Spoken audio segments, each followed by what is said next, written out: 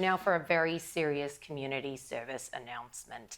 A British man has been hospitalised after he tried to hold in a sneeze and blew a hole in his throat. He's been sneezing like that for 30 years, and I, for almost as long, have been telling people not to sneeze like that, okay? If you need to sneeze, just let it out. It's not healthy, and it could happen to you next time you try to do that little dignified instead of just sneezing.